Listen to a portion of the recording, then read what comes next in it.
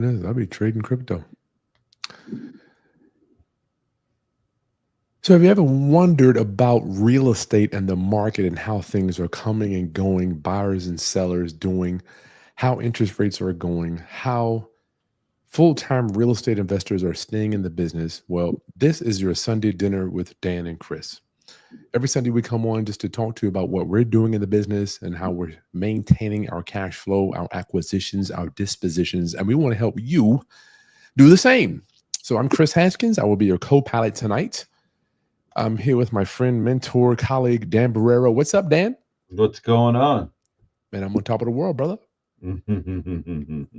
Not as good as you, though. Tell us what you just did, or you, is that something you can share? Yeah, I could actually. Give me 1 second. I'm actually doing it as we speak. I like.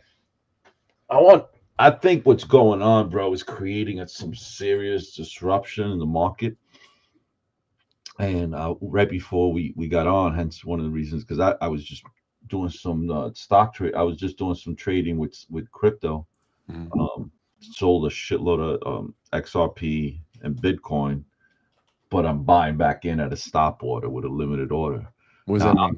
I'm not a crypto guy. I'm not, I just got it, but I'm treating it like I would stock, just like I'm watching the stock market. But hence, I got to tell you, this is one of the reasons why I love real estate, man, Wow. because it's not as volatile I as can't take it, Dan. Watching this shit go up crypto and down. It drives me insane. stocks. It's like every month I get my cash flow. Every month I'm getting my rent, right? Because don't matter where the market goes up, don't matter if the market comes down, people still need a roof over their heads, right? I'm listening, Dan.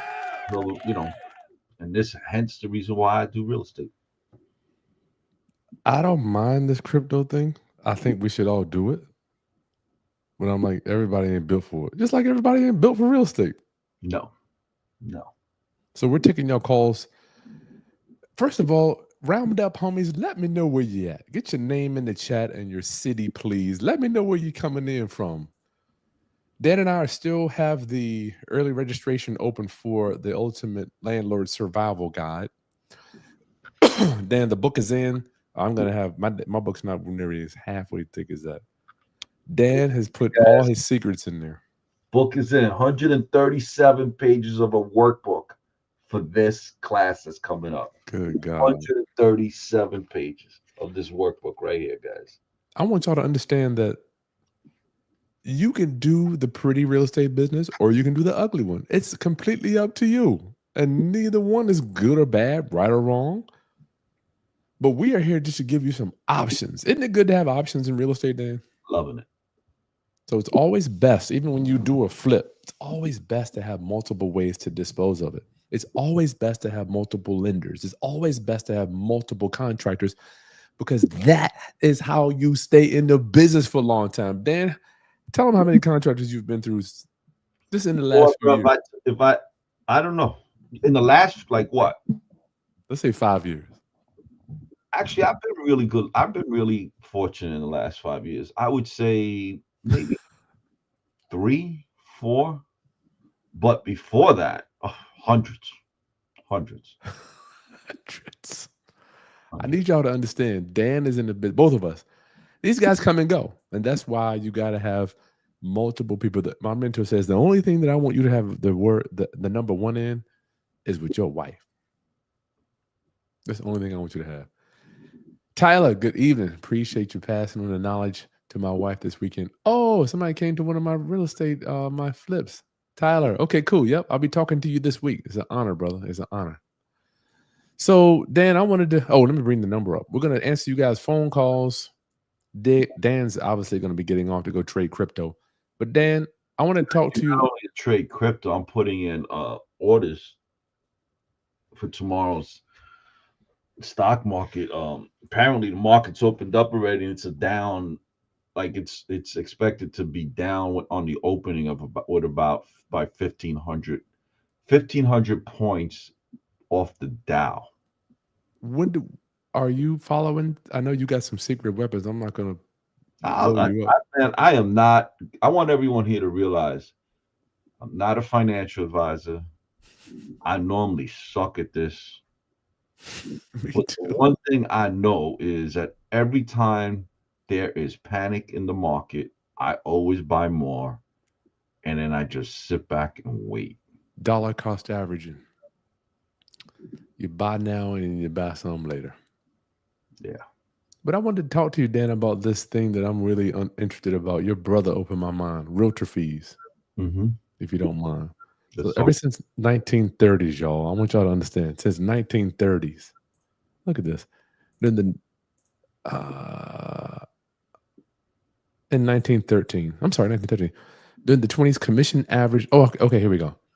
NAR, National Association of Realtors. Let me zoom in for y'all. Can't see. Dan, I'm getting ready to blow everybody's mind. National Association of Realtors declared that member agents representing a seller, that's a seller's agent, usually they get 3%, always be ready and willing to divide the regular commission equally with any member of the association who can provide a buyer. It's a buyer's agent. Okay. So let's look at what we usually do in the past. I'll get that out of there. Dan, when I broke this down, when your brother showed me what it was doing, I mean, good God. Usually, this is the buyer, the seller's agent here. He's smiling. He's getting 3%. Buyer's agent smiling. He's getting 3%. But what usually has happened throughout the history of America is that the seller, I'm trying to get better on my drawing, Dan. The seller pays the whole 6%. Is that how it usually works, Dan? Correct. Y'all, I'm getting ready to blow some of y'all's mind. Y'all get ready. Dan already know I'm going, but y'all, yo, when your brother showed me this, I couldn't believe it. I was honestly blown out of my seat. Okay, so this is the old way, y'all. Now let's talk about the new way with these poor real estate agents. What's going on? So you got some options now. You could either have the oops, you can still do it the same way. You can have the seller pay 6%. You can still do it that way, right, Dan? You can. Or you can have the seller pay 3% and the buyer pay 3% too. Is that correct, Dan? You can. All right, y'all. I don't think y'all ready for this one. Or you can have the seller pay 6%. I hope you guys are sitting down for this. I hope you're sitting down. And have the buyer pay 3% to the buyer's agent. Is this possible, Dan? It is. That would never happen to me. Dan, hold on, man. Come on. I just need you to follow the train here, dog. Come on, dog. That's Well, not fair. hold on a second. We're trying to educate. We're trying to I educate. know. I got to paint the picture first. Let me paint the picture. Then we'll get to the. Okay. All right. I learned this from your brother. Okay. Y'all, I hope you're sitting down. This just because the seller pays 6% to cover the buyers and the seller's agent does not mean that the buyer does not still have to pay this 3%, y'all. I hope you guys are understanding this. I hope this, and I'm going to do a whole breakdown on this. So technically, the seller could end up paying for both sides, and then the buyer got to pay for his side. So the buyer is going to get paid on top. Right. So the All right, buyer's then. agent is going to get six, and so is the listing agent, the seller's agent. Yes. Hence the reason why the way I'm doing it now is when I sell something, one, I ain't paying 6%. I just won't. You want my business.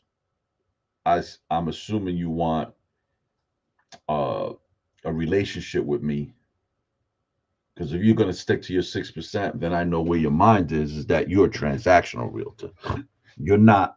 a relationship realtor. Mm, Relationship realtors understand the real money's in the long run, mm-hmm. right? Now, if you buying a house every 15 years, yeah, if I'm a realtor, I'm going to stick to my 6% because I'm going to do a great job for you. I'm going to make you a lot. I'm going to get you your number, and you're going to refer me to people anyway because you're going to be really happy with my services. But if I'm coming to a Dan Barrero and a Chris Haskins and I'm sticking to my 6%, you don't value Dan Barrero and Chris Haskins continuous business, right? So let's say I'm doing What, 5%. I'm going to tell that realtor, hey, I'm paying 5%. You tell I'm paying 2% to the listing agent, and I'm going to pay 3% to the selling agent because the selling agent's the one who's doing the heavy lifting. all right, But let's go back here. but but I want it to be known that if that selling agent is getting another any one whatever percent from their buyer, that my 3% is gone. I got it. Do you see what I'm saying? You're not double dipping because the reason I'm willing to pay the whole 5% and so that the buyer doesn't have to pay anything is to entice that realtor who has the buyer to show my property. But So when you what? start Uh, double dipping, that I have a problem with. I don't but have a then, problem with a realtor making money. They're supposed to make money, but that's like excessive. hold up. I got this from your brother though. No, This is what he I'm not do. telling you. I'm not telling you. He's not telling you this. Not, there's realtors out there doing it. I hope y'all understanding what this. Let me make sure they're getting this, Dan, because it took me when he told me this. It took me a while for it to sink in. Just because the seller agreed to pay 6% to both sides doesn't mean that the buyer is off the hook for paying the 2 or 3% to the buyer's agent, y'all. I want to make sure y'all clear on this. So, Dan, your brother told him he's making more money now than ever because he's getting 2% from the buyer and 2 to 3% from the seller side. Because a lot of times they don't know. Well, I mean, I wouldn't say that. So he's in a different position How? because my brother's in a different position. My brother's negotiating with all the years he has experience as a real estate investor. So if he's coming in and he's getting that buyer, that property, right? He's getting that buyer, that property at a discounted rate because of his negotiation skills, he should get paid more. Mm. So that 3% it's relatively nothing in comparison to what that buyer saved. But he's telling me that he's sometimes raising the price to pay for his commission, Dan, on the buyer side. The market is what dictates the price. Let me ask you, Dan, tell me about the conversation. Let me ask you this, dog. Because I've been Dan, I don't know if you know, but I'm out. I don't participate in the sales of my flips. I'm too emotional, as I don't deal with the prices and the market. I don't do that. My business partner does, right? But he never comes on, so you'll never meet the guy. But then tell me about the conversation where if we're in this scenario right here, the buyer paying the seller paying a 3 and the buyer got to pay the 3. Tell me about the conversation that happens. I'll give you an example. Let's say I have a realtor says to me, "Hey, how much do you think your property's worth?" I say, "I want 6." He says, "Well, if I get you 8, do you give a shit if I make another 3% from the buyer?" I'm like, "Nope, I don't care." Who we talking about here, Dan? Is the realtors talking? Yeah, realtor comes to me and says, "Hey, I see you got this listing at 600,000. I see you paying 5%. I'm gonna get 3. But what if I get you 8? Do you give a shit if I'm gonna get you another 200? Do you care if I collect another 3% from the buyer? No. You're bringing me above my number. What do I care what you're making? But if you will come to me, chisel me down from my $600,000 offer that I'm asking, and then you're going to get another 3. I'm going to pay you my 3% as I'm paying my listing agent 2. I'm paying you 3%, and you're going to go collect another 3%. Nah, that ain't happening because that means what you just collected, that 3%, should have been mine because I'm Mm, asking 6. You ain't mm, chiseling me. You ain't chiseling me from both sides. But got now, it. if you bring me more money than I'm asking, I don't care. You want to make 3% more? I'm good with it. You bought me above my asking. I'm good with it. Dan, but I want to know. Chisel me down and then collect on both sides. That ain't happening. We got a question. Are we actively vetting contractors even when we don't have job for them? Also, do you find the last 3 to 5 years that there are many handymen who are marketing themselves as contractors? Dan, There are many handymen that market themselves as contractors since the beginning of time. okay, That's just part of the business. Should you always be looking for new contractors? Absolutely. all the time, All the time. all the time. Uh, Dale, we're not even talking about a dual agency here. Dan, somebody says you got Gerald Peters on your side. That have Gerald Peters on my side. I do. He does. It's all about who you know. Dan, tell me about the conversation, y'all. I want y'all to get this. If the I say the seller's going to pay 3%, but the seller's not willing to pay 3% to the buyer. Tell me about the conversation that happens when. One second. Damn. Caller, 1 second, please. Tell me about the conversation, Dan. We'll take the call, then we'll come back and see. Yep. You know what? I got another technical issue. This thing, you know what? My wife's not here, so it's not working. Caller, you there?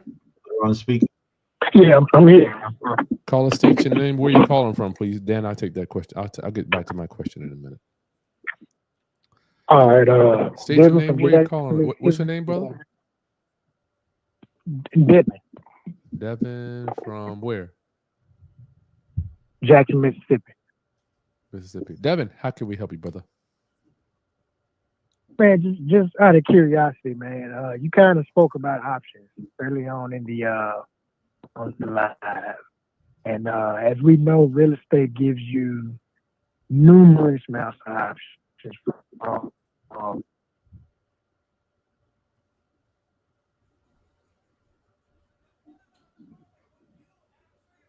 Think we lost Devin. We lost him. What the hell is wrong with my? from both of you guys' perspective, I'd love to hear what made you guys choose the option of the side of real estate that you're into, or you guys been into for 50 plus years now. Dan.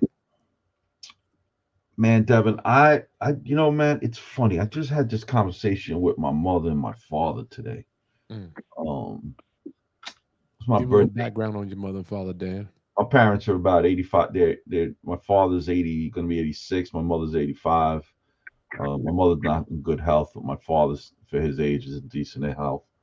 And it was my birthday yesterday, so I decided to go there and have lunch with them today. Happy birthday! Many thanks. Happy So, birthday. Happy birthday. thank you. So, we were just talking about, from where they started and from where I started, and how life is good for everybody and for all of us at least. And you know, my, there's 8 kids in my I have there's my parents had Good 8 kids, Lord. right? Wow. And we're all in different types of careers. And Yeesh. my sister was there, and she was like, "But you've never been employed. You've always been working for yourself." And my sister works for she's got a very big position in corporate America, and she invests her money's all in uh, the stock market. So, I said to her, unlike you, I didn't have the opportunities. I'm the oldest. I grew up in a time where society dictated what I was going to do. So Mm, it's either go work for somebody else and let them determine my worth, and my worth in that time, in that period. I graduated in 81 from high school. So the opportunities then were not as good as they are today for a person of color. That's number one. mm, Number two, I wasn't graduating from the best college. I was graduating from a state college that just happened to take me. And number three, I didn't have the command of the English language in the reading and writing part as I do today. And because of that, I knew I would never get paid my worth. Mm. So I decided to be self-employed and go into real estate. Like whatever, I started my own business, which was a video store. And whatever money I made there, I kept buying real estate with. And then that business went to beepers and cell phones. And then I opened up a laundromat, and all that money that I was making went straight into buying real estate. Because the goal was, as I saw every rich person in America, they all owned real estate. The Vanderbilts, the Rockefellers, the JP Morgan people, everybody, they all were buying real estate. So why was I going to reinvent the wheel? At least with real estate, I could control my destiny. I could control where I bought it. I could control how I fixed it. I could control the tenants I put in. I could control the contractors that I was hiring. I can't control the market. The people in the market, in my opinion, they just sprinkle a little down to the little people. Yeah, just give us a taste. Just give us a taste so we keep these fools. Minute 30 seconds. Minute 30 seconds. Hence, that's why I went into real estate, because I could control my destiny. Devin, I hope that blessed you, brother. Right, absolutely. Chris, you got it. You got an input. I know Dan took up all my time, but I'm used to it, man. I'm used you to got it. it. You got That's messed up. But good. Devin, what I want to say real quick, I got a minute left. For me, I was in the music business, right? And I would work on album after album after album after album, song after song, right? And you never know. The problem with the music business is you got to have a hit. You can record a hit record, write a hit record, but you cannot publish it. You cannot do the video. You cannot decide the artist, all these things. So I'm like, let me get into something that's solid. So I decided that from traveling around the country, every studio I went to was in real estate, right? Everywhere I went to, I'm like, every business boils down to really real estate, whether you got an office, whether you sleep in a studio, a business, a store, it all boils down to real estate for me. So that's when I say, you know what, why don't I just cut all of the other businesses and just go right to the one that it boils down to? Does every business boil down to real estate, Dan? Almost every business. Everything. You can't go to a doctor's office without going to real estate. Real estate. You can't go to the tax to fight your taxes without going to real estate. No matter where you go to, you can't go buy a hamburger without going to real estate. Devin, I hope that helped you, brother. Oh yeah, 1,000%, man. And from what I'm hearing, man, if I could have some lasting words, it seems like you guys were, I call it the push-pull factor. You guys were kind of pushed into it, but what sustained you guys was the love for it is pulling you to it, if that makes any sense. That's a good point. You know what I mean? So that's real good, man. And I love that input. So I appreciate you guys. Good question. All right, Devin. Talk to you soon. Thank you, Devin. That's a good one, man. Even though Dan only gave me a minute, but that's still a good question, though. Yeah. I'm used to it. You communicate better than I do, bro. You can get your thoughts across faster than I can. I love it when you say, yo, kid, you too smart for this business. And I really think you really mean that. Dan, explain what you mean by that. Give us the short version. I tell people this is an uncomplicated business. You don't need to be a rocket scientist. Don't complicate it. It's simple. You have something I want to buy. This is what I'm willing to pay for it. And this is why I'm willing to pay for it. Sometimes you got to educate that buyer, right? And then when you're selling, this is what I'm selling. This is the price I want, and this is the reason why I want it. Otherwise, step off, see if you find it elsewhere. It's very simple, right? Doesn't it feel good not to have to sell too? I love it. When I'm like, look, people call me, ask me these questions. I'm like, look, dude, go do your research. I don't gotta sell nothing. If you want to buy it, that's the price. But talk to people about that attitude, Dan, because most investors are just like, I gotta sell. And I used to be like that too. In a lot of the investors' defense, there was a time when I was desperate. That's true, right? But the reality is, that's true, every dog. time I was desperate to sell, I didn't make great deals. I made good money, but I didn't make great money. Did you make bad decisions, Dan? Well, yeah, because I had the monkey on my back, right? The stress, the pressure. But when I don't have that monkey on my back, I've been there. I make a shitload of money when I don't have the monkey on my back. Because Isn't I that don't have something? I'm not selling based on pressure. I'm selling based on if the numbers make me feel good. Make your pocket feel. Listen, y'all, go to Dan Chris Deal. We are still taking early registration applicants. See if this is a fit for you. The ultimate landlord survival guide. We want to help you stay in business, just like us. Do you know that most investors get out of the business because they get destroyed by their tenants? Dan and I both clean up this stuff every week. We were on the phone, Dan. I'm gonna tell we were on the phone with a guy, y'all. You are not gonna, I'm blowing y'all mind, dog. Dan, the guy that hadn't got rent since COVID. Oh, Oh my God. I feel, and I'm bringing it's this up. going on We're not 4 years, bro. Four gonna say years his it's name. going. Y'all, you got to know what you're doing. And it's so crazy. Dan was like, "Did you do this? Did you do this? Did you do this?" The guy said, "Nope, nope, nope." So no disrespect against him. It's just you. Either you're going to train your tenants, Well, they're or gonna they're going to train you. You got two options. Are there any other options, Dan? none. Just those two options: get trained or train them. Either way, you did. Either way, there's some training involved. Now, decide which side of the training you want to be on. That's it.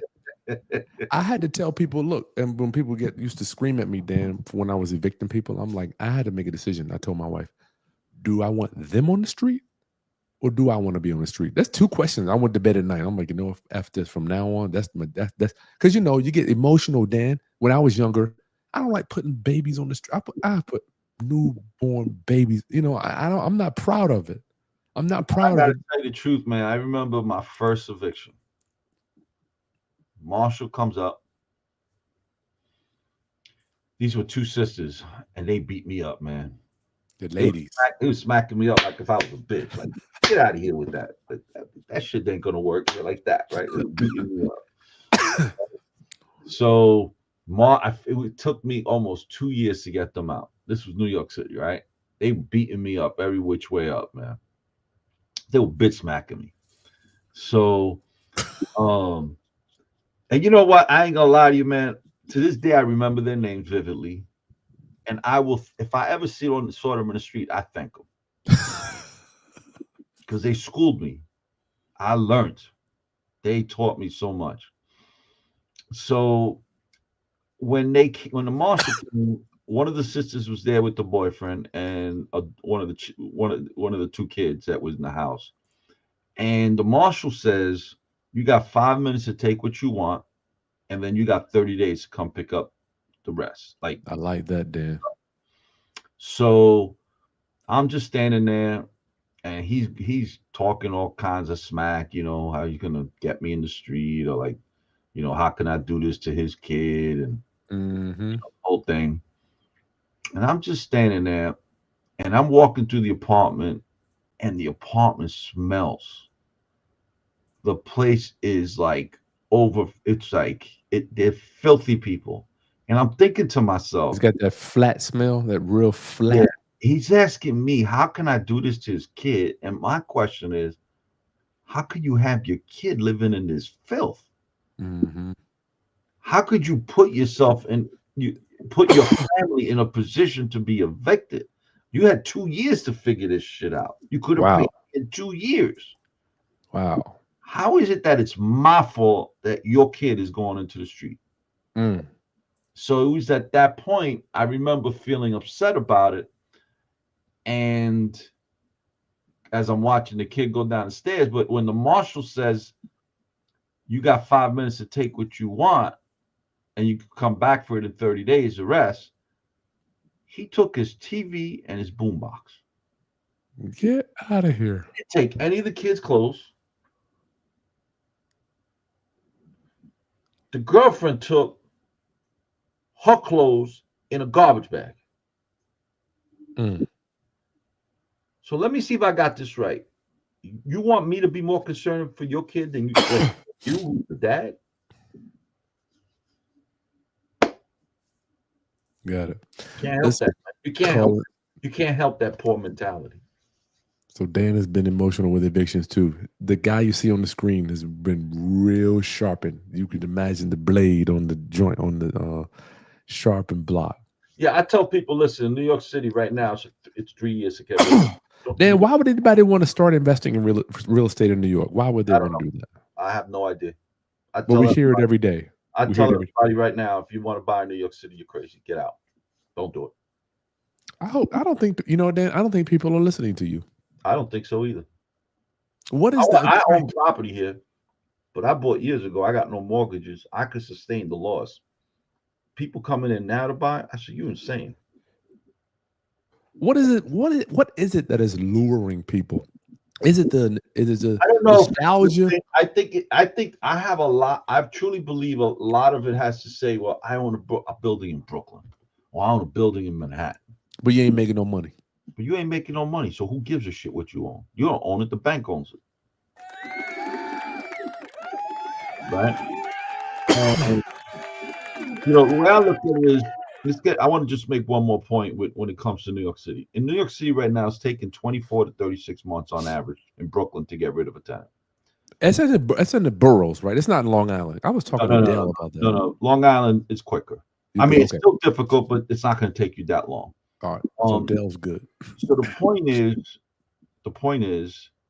if it's going to take you, let's say, 24 to 36 months to get rid of a tenant, That means no income for 24 months. right? But the courts are giving that tenant multiple opportunities to go get the money, and they're giving them multiple resources to go get it.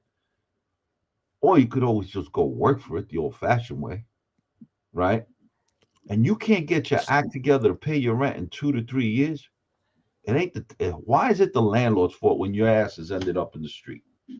Mm. Why when do the tenants start taking accountability for inaction? Well, when then we got a ton of New York landlords come into the Ultimate Landlord Survival Guide, and I've heard. Obviously, we've been talking to them, just dozens of people we talked to, and I'm listening to the stories. I want you. You are the man to. If anybody can help them, you can.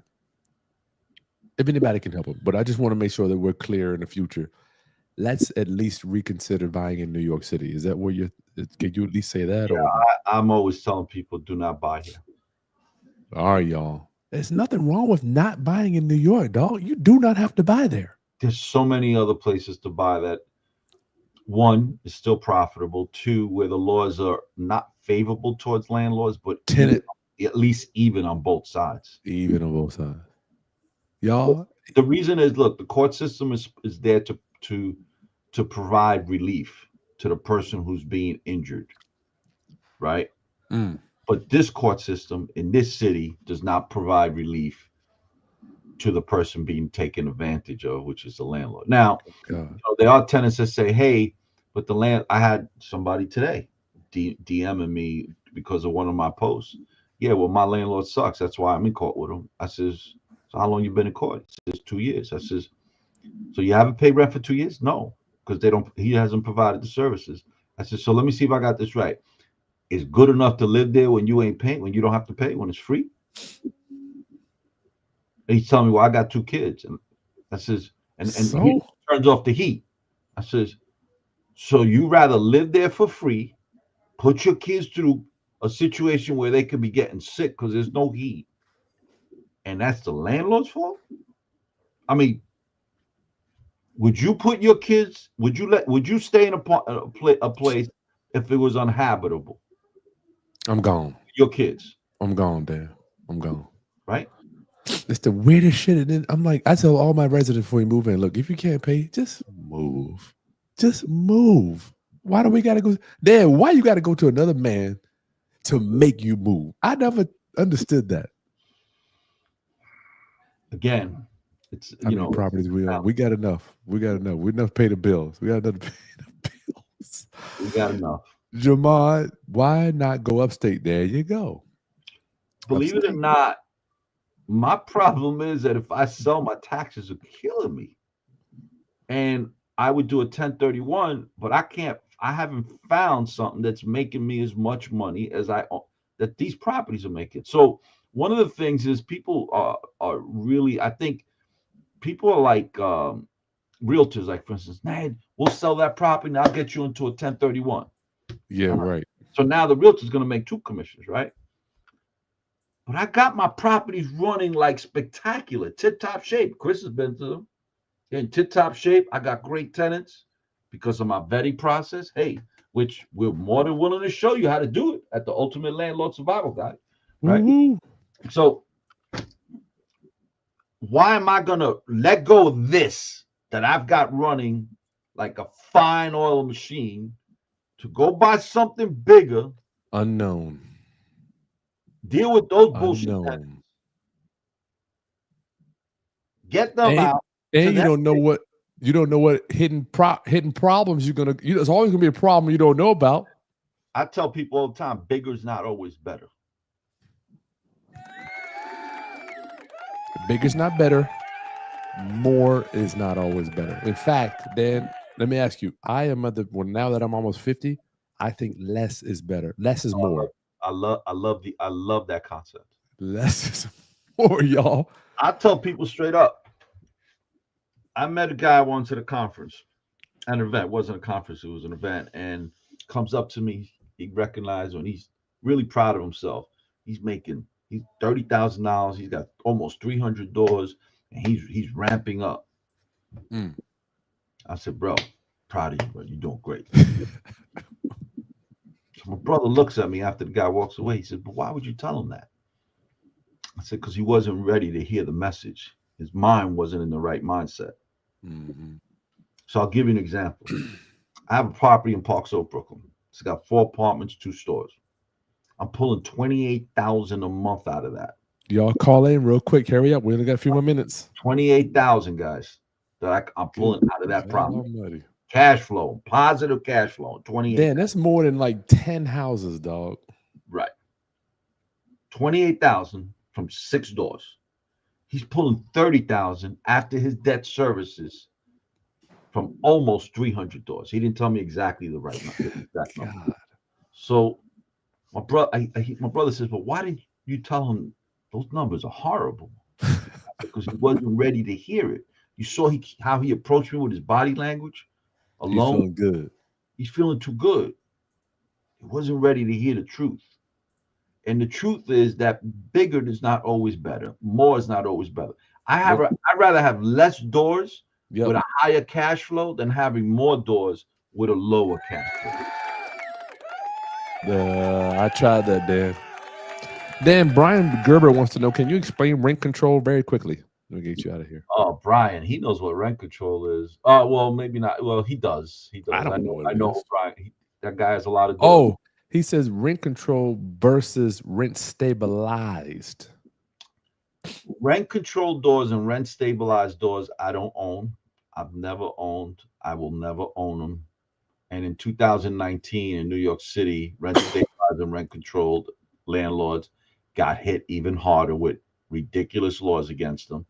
So much so that now they're estimating between 80 to 100,000 empty apartments in the city of New York, because when tenants are moving out, when you have a rent control tenant that moves out, the city's not letting them move that apartment to market rate. Why? Because you got a bunch of assholes, you got a bunch of stupid people as city councilmen and women that are making laws, imposing them onto landlords and businesses, not just landlords. Meanwhile, they've been living off the financial government tit their entire lives, never had a real business, never worked a real job, right? And they're telling us how to do our business. But the point is, you had a rent control department.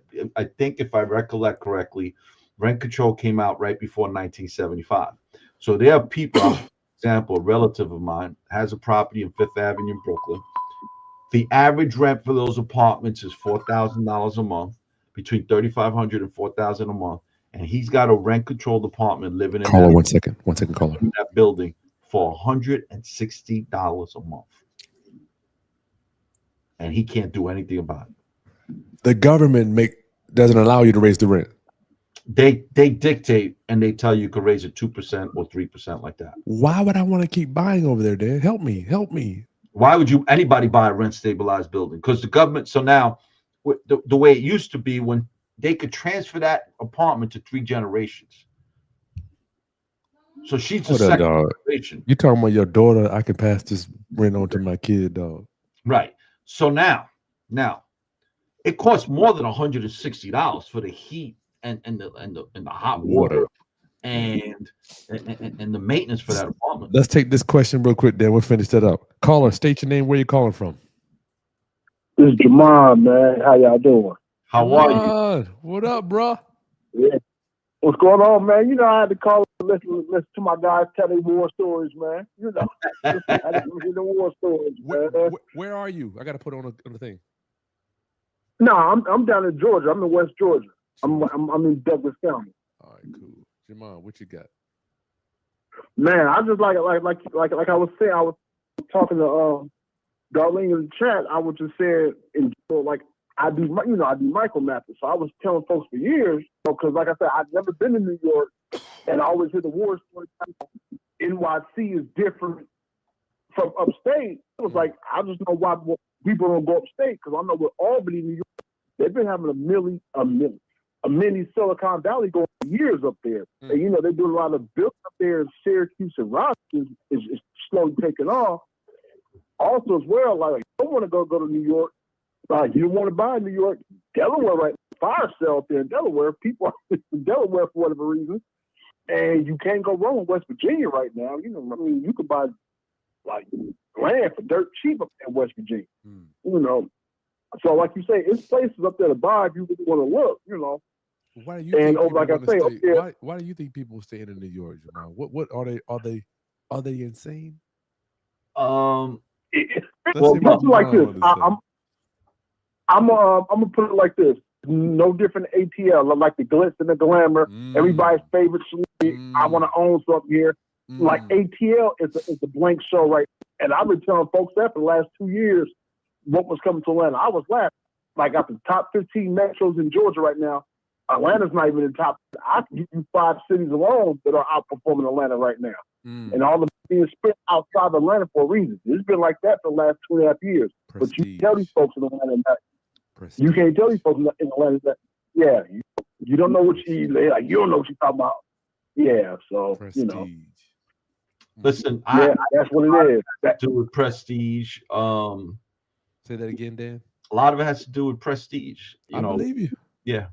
Dan, but what is better? I agree with you. What's better? What's better? Prestige or cash flow? Cash flow and appreciation. I don't believe in buying a property just for cash flow. If you're not going to get appreciation, the cash flow is, I look at it like my salary for managing that property over the years, right? The appreciation, that's my cherry on the top. That's my real dollars. Is there a reason to own a piece of real estate for prestige?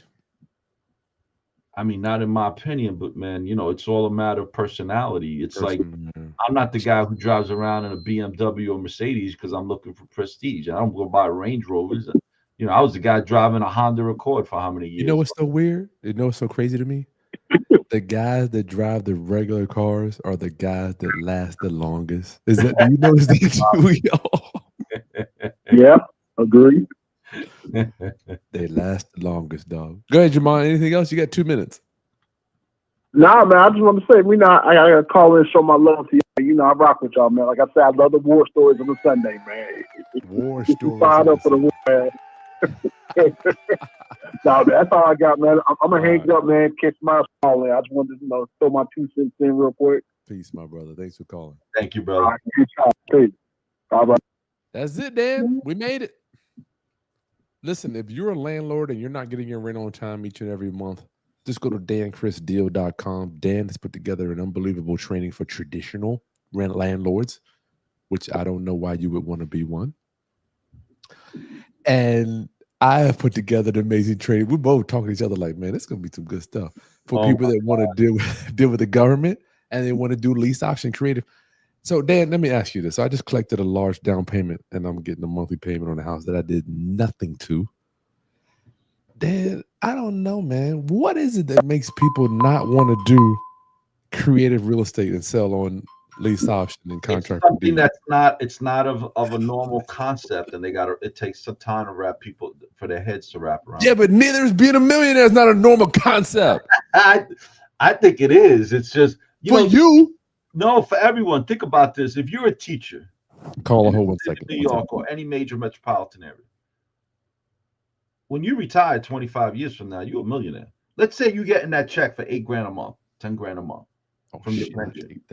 That's equivalent to having $3 million in the stock market, paying you that money, that $10,000 a month.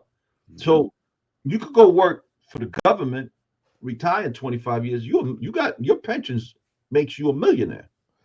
Caller, you're on the line with Dan and Chris. State your name, where you're calling from. Hey, how's it going, guys? Jay, and I'm from New York City. Jay from NYC. Please don't, Jay. Don't. I can't take another recovering landlord from New York, dog. They can't get a tenant out. Please tell me that's not you. Talk to us. I'm calling. Right. Oh, thank you. All right. So let's clap it up for Jay. He's not a landlord that doesn't have a tenant who needs to get out. Okay. Put up the time. I am a landlord, but oh no. So this is my situation. My stomach's hurting already, Dan. I run a wholesale business, real estate wholesale. I'm doing pretty well. Before that, you wholesaling real estate in New York? In New York, kid? No, I'm doing nationwide deals. Oh, okay. Yeah. I did one deal in New York, but it's a mess. Yeah. But yeah, I got rentals in North Jersey, but I'm breaking even on them. I'm not cash flowing, but obviously it's appreciating. Yeah, it's just what it is.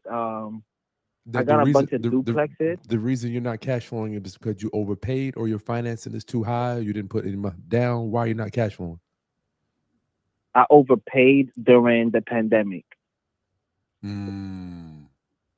Okay, we still love you, dog. I ain't gonna beat you up, man. I ain't gonna beat you up. Yeah, I didn't know about real estate back then, so I just bought. Are your rents? Jay, are your rents up to market rate?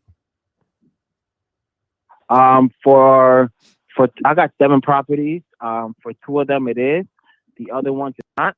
I've been so busy wholesaling where I forgot about that. But not I forgot about it, but I don't pay attention to my rentals like that. As long as I break even.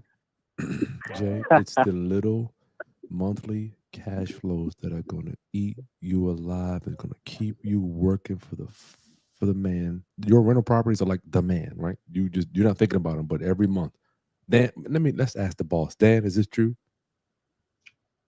Yeah, it's not something I forget about, man. Jay, I have been paying mortgages. I've done over 2,000 fix and flips. Listen, hold on, Dan. I've never ever forgotten about my cash flow. Jay, it's the monthly cash flow that is going to eat you. You're going to look back at the end of every year. Your accountant's going to say negative. 10 years going to go down. You're going to remember making those mortgage payments. But go, Jay. I'm sorry. Yeah, but my cash is my wholesale business, and I'm doing pretty well on it. Yeah, it's feeding alligators. You're taking the steak from over here, and you're just putting it into alligator's mouth every month. Go. Yeah, I guess my question is, I kind of want to get out of this market and go somewhere more affordable because every rental here is $600K plus. Oh wow.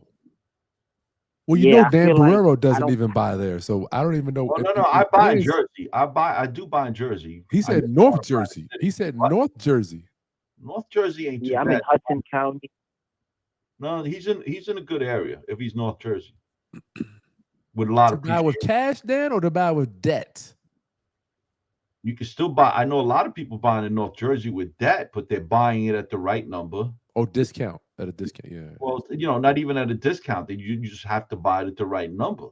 The numbers have got to make sense. Jay, listen. I host a free mentorship class every single Wednesday night. Jay, if you want to learn this business, come to my free mentorship class. It's free to attend, free to learn, free to sign up. In fact, your leash is in the video description too, Dan. If they want to get the discount, the birthday discount. When does that end, Dan?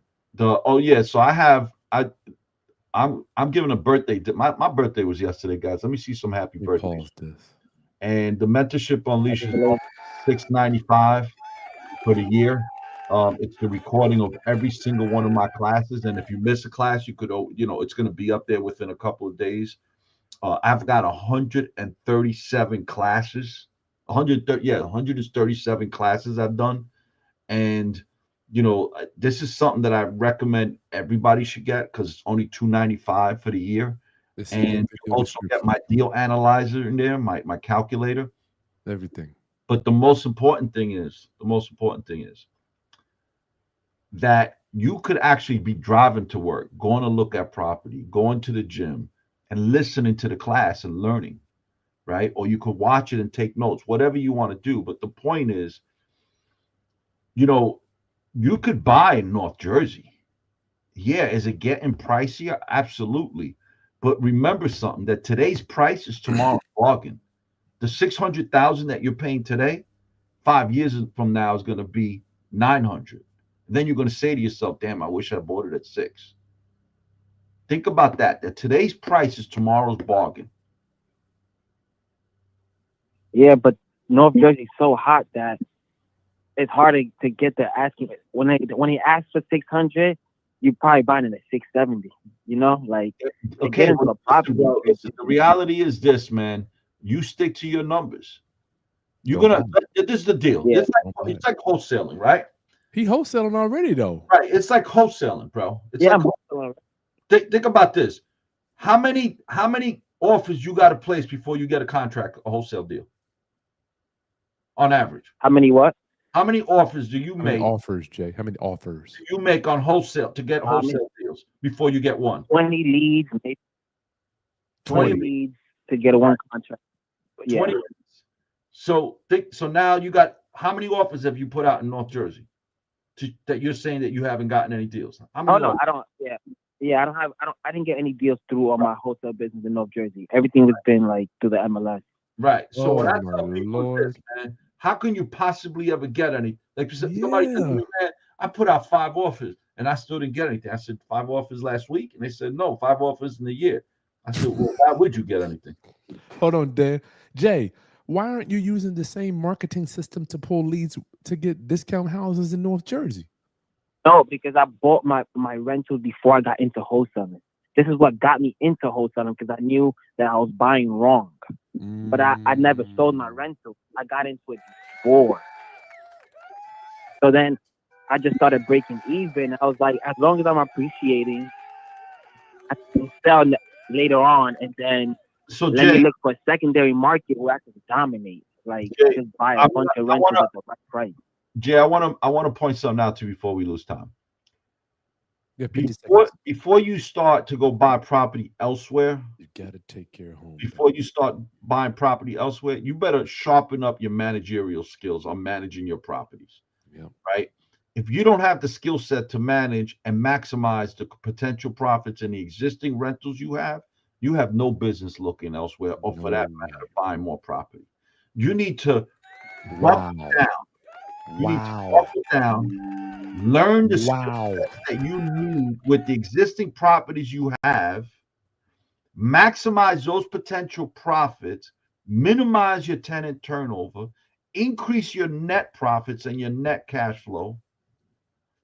Then you're going to have the skill sets where you could actually then go buy anywhere in the country and manage from a distance. Wow. I appreciate that. Jay, did you feel that? Yeah. How old are you, Jay? You sound a young guy. I'm 30.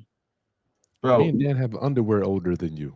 Yeah. You have time to learn, Jay, but you need to buckle down, bro. You can't be all over the place. You can't be a jack of all trades and a professional at none, because that's all you'll ever do, and you're never going to grow. You're just going to be chasing the next shiny object. Don't do that, bro. Jay, you see this jar right here, dog? What's that? See this jar? Yeah. I want you to imagine this shit is full of food, full of my favorite nuts, pecans, right? We got pecans. What you're asking the universe to do is give you more pecans. I promise you, this shit is just, you know what? This only comes with age. You got a full jar of pecans, right? These are your houses. This is how, I don't know why it works. Or let's just take a different one. You got a steak dinner. This is your plate. You got a steak dinner, baked potatoes, some broccoli, and you want a piece of fish, and you want some crab legs, and you want a crab cake and a lobster tail. Where are you going to put it, Jay?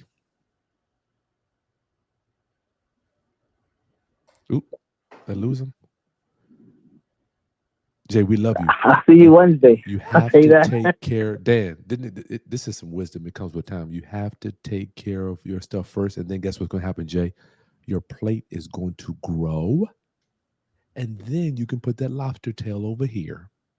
Your plate will get bigger because you have gotten bigger and you cleaned up all that mess. And you can take your crab legs, be like, boom, there come my crab legs, because you cleaned up what you have and you showed the universe that you can manage. Right now, Dan, Jay, you are telling the universe, I can't manage what I got, but I want more. It's a recipe for disaster. All right. Good talking to you. Thank you, James. We love you, Jay. We love you. I appreciate you, Jay. Dan, I got to tell you, I think that's a human flaw we're all born with. We all want more. How I blew up, Dan, I prayed and God gave me this. He gave me the exact same thing you just said. He told me to manage what you got first before you get more. Manage what you got first, because I was trying to get, how everybody, I want more doors, more this, more. I'm like, everybody wants more, right? I kept layering on the houses. I started losing in the foreclosure. Then the good Lord said, Chris, why don't you just manage what you got before you go try to get more? Is that how it works, Dan? It is, man. It's funny. I remember one time I was at church, and I said, God, can you make me a stronger man? Oh. Man, that whole year I had nothing but problems. So you didn't like it. My cousin Raymond's a priest. So I said, Raymond, I don't understand. I go to church. I asked God to make me a stronger man. He gave me nothing but problems. He said, well, he gave you what you asked for. Oh, shit. So I said, explain that. He says, can you grow muscles without going to the gym and lifting heavy weights? I said, I guess you can. He goes, well, he gave you problems to solve so you could become stronger. And I looked at him and I said, well, you know what? I never, ever asked God to make me a stronger man ever again. He'll do it. Won't he do it? Roundup, we love you. Listen, go to Dan Chris Deal or just go right below to see if you're fit for the ultimate landlord survival guide. The link is right in the show notes. We want to help you survive. You see how me and Dan can just talk about this? Because we ain't worried about paying a bunch of mortgages. Well, I'm gonna speak for myself. I'm not worried about Dad. Back in the day, I would be so stressed out. I paid so many mortgages for people to live in my properties for free while they didn't pay rent, and I paid those mortgages. I was, kid. That's what made me here today. Yeah, it's like I feel sorry for Jay. He's breaking even. Yo, somebody else could live in his house. Can I live in one of your houses, Jay? That makes no sense to me. Yo, we're not laughing at you. That's not Jay's fault. No. Whose fault that is? Society's fault. Making him think. You know who else's fault this is? All this bullshit information on social media. Fake gurus. BRR. Yeah. Guys, you following us, Chris and I'm sorry. We're going to tell you the truth. This business. We look like paupers. Dan, we look like, I'm telling you, we don't look rich at all. No way. Like, you don't see no Rolex watches on these wrists, do you? That's probably why we have a big following. That's probably why people don't want to follow us. All right. Y'all, I love you. I'll see you next Sunday. No, I'm going on a cruise. I'll be on a cruise next week. I won't see y'all next Sunday. Chris, is the link on there for the mentorship on leash? Yeah, it's down there. That's the one for the discount. How much is the discount? It's normally $6.95. It's crossed off $2.95 for my birthday, guys. But I can't make that unlimited. So as soon as I get to a certain number of subscribers at that $2.95, it's going back up. So take advantage of that. There are people on this chat that come to my mentorship Guys, tell them. Tell for those of you that are on this chat right now, on this that come to my mentorship, put it to the chat. Is it worth it or not? Happy birthday, Dan! Happy birthday! So take advantage of my birthday sale, guys. I just hit senior citizen status yesterday. You got AARP, kid. I can. I go collect Social Security if I want. Yo, they're like be pissed at you, yo. Imagine me going to cold collect because I'm like, you crazy. Dad, I want Jay to know that we do. Tell Jay you love him, please. I don't want him to think we try to. Jay, you need to come to my mentorship class. You need to get the Mentorship Unleashed. It's only half price. The link is below.